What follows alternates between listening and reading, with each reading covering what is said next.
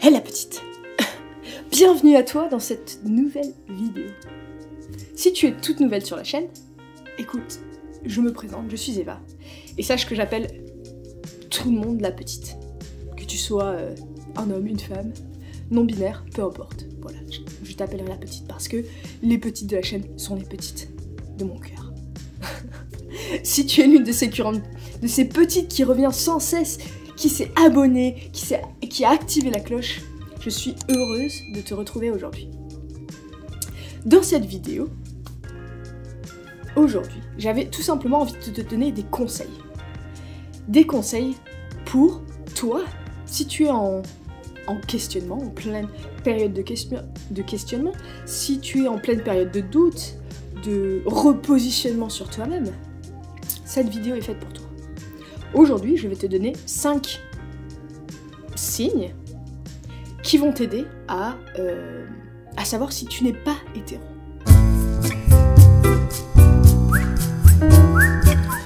Plus tard, je vous ferai une petite vidéo sur 5 signes pour savoir si tu es lesbienne, mais aujourd'hui, j'avais envie de m'adresser à un public un peu plus large et de m'adresser au potentiel bisexuel, au potentiel pansexuel ou au potentiel mec gay.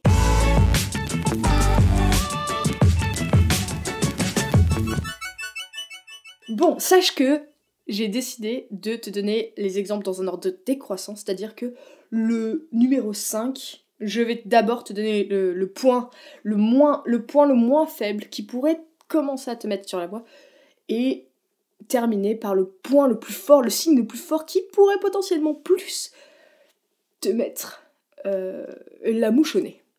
Voilà, ceci n'est pas une expression, mais comme je ne me rappelle absolument plus de l'expression exacte, je fais ce que je veux. Signe numéro 5. Tu te lasses assez rapidement de tes relations avec les mecs.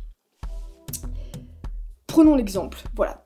Un exemple tout con, mais c'est un peu ce qui m'est arrivé en fait, quand j'ai commencé à me re-questionner. Je me faisais des petites fixations sur des gars et dès que je me mettais en couple en fait, dès que j'arrivais à passer le cap de l'ami, du rapprochement au stade de couple, eh bien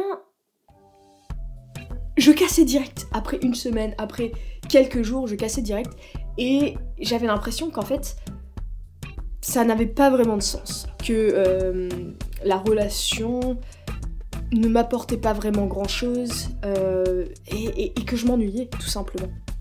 Donc voilà, si tu te sens un petit peu comme ça, si tu enchaînes pas mal de mecs et que tu ne ressens pas forcément comment dire, d'excitation à partager des trucs avec cette personne ou tu vois, parfois tu peux ressentir de l'excitation à partager des trucs, mais tout simplement quand tu es dans ce moment où tu dois, ce moment intime en fait, ta tête est totalement ailleurs et t'es vraiment pas focus et tu ne t'intéresses pas à ça. Voilà l'un des premiers signes.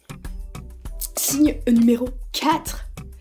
Tu te dis et redis à chaque fois que tu casses avec un mec que cette personne n'est tout simplement pas le bon, que tu es en quête de trouver le bon et que cet homme qui est là, qui existe quelque part, qui est censé faire chavirer ton cœur et le garder jusqu'à la fin de tes jours, tu ne l'as tout simplement pas encore rencontré. Ok, je t'arrête tout de suite. Si tu penses comme ça, arrête. C'est très beau en fait l'espérance du bon ou de la bonne, mais sache que peut-être, essaie de te questionner. Est-ce que tu te poses cette question? Que tu te dis ça pour te rassurer? Parce qu'en fait, tu essaies de te coller un peu à la norme. Tu essaies justement de rassurer tes parents en essayant de sortir avec quelqu'un, avec un mec, avec quelqu'un, tu vois, un idéal. Et puis au final, ça colle pas. Et pour te rassurer toi-même, tu te dis non, c'est pas bon. Est-ce que c'est ça que t'es en train de faire? Ou est-ce que tu crois vraiment qu'il y a une âme sœur quelque part, ton âme sœur est dans les environs et qu'elle n'attend que toi et que tu n'attends qu'elle? Bon, sache que ce signe est quand même...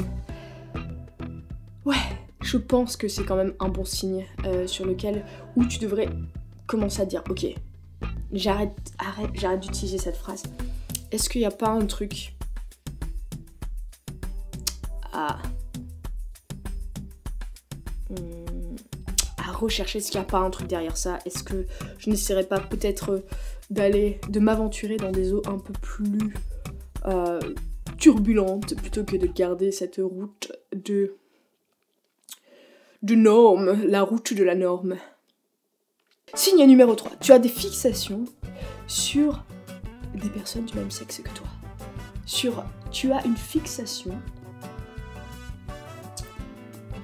Cette fille qui est assise au coin de la classe, tu ne peux pas t'empêcher, à chaque fois qu'elle parle, à chaque fois qu'elle sourit, à chaque fois qu'elle te sourit ou qu'elle te parle ou qu'elle rigole à tes blagues ou qu'il y a une interaction, tu ne peux pas t'empêcher de ressentir une petite chaleur, tu vois, genre vraiment de te sentir heureuse, contente, peut-être même que tu rougis, et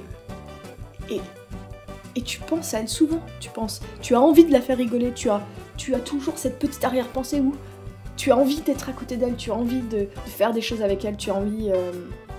Et puis son copain, il te fait chier. T'as envie de lui foutre des claques. T'aimerais bien être à sa place.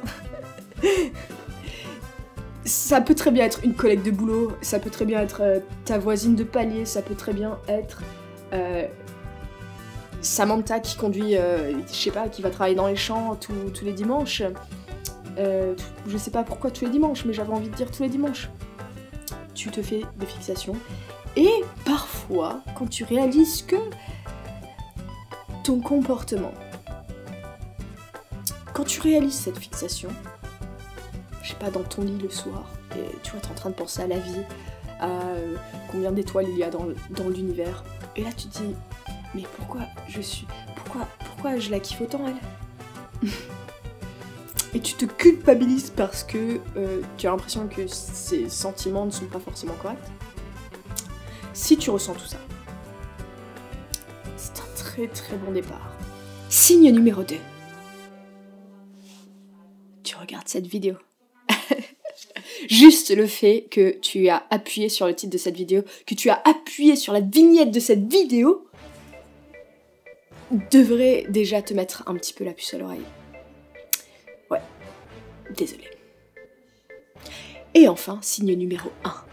Les scènes dans les séries Netflix, dans les films que tu regardes à la télé, les scènes LGBT, ou les scènes de lesbiennes, de rapprochement, de sentiments, ne te laissent pas de marbre. Tu sais, ce petit moment où l'un des personnages principaux, qui est une femme, embrasse Angelina Jolie dans la série, ou Elliot Page, j'en sais rien, qui tu veux, ça, tu as ce sentiment en toi qui s'élève, tu ressens cette petite chaleur et ça t'excite. Putain, on est parti sur du porno, super. Tu ressens des petits frémissements lorsque les deux lèvres des personnages femmes de la série s'embrassent et que tu attendais ce moment depuis l'épisode numéro 2 lorsque les deux se sont rencontrés et qu'il y a eu cette explosion de choses entre les deux, cette explosion de feeling. Et bien quand ce moment arrive, quand tu ressens ces frémissements, je pense que là, tu es sur la bonne voie pour te dire « Ok, peut-être que il y a quelque chose à explorer. » Écoute la petite, merci d'avoir été jusqu'au bout de cette vidéo. Dis-moi, est-ce que tu as déjà ressenti? Est-ce que tu penses? Est-ce que ces signes t'aident un peu? Et puis si toi tu n'es plus une bébé lesbienne, ou tu es passé dans le camp des seniors, dans le camp des vigoureux et des vigoureuses queer du monde, dis-moi si il y a d'autres signes qui pour toi t'avais mis sur la voie au début. Cette vidéo est vraiment un prémisse pour ensuite une plus large sélection de vidéos, de conseils pour essayer de t'aider à à te dépêtrer dans cet amont de sentiments et de feelings et de savoir en fait où est-ce que tu veux aller. Mais sache que, voilà, peut-être que ces signes au final sont peut-être des signes de curiosité, donc ne les prends pas à la lettre, c'est vraiment pour t'aider à essayer de te dépatouiller, et voilà.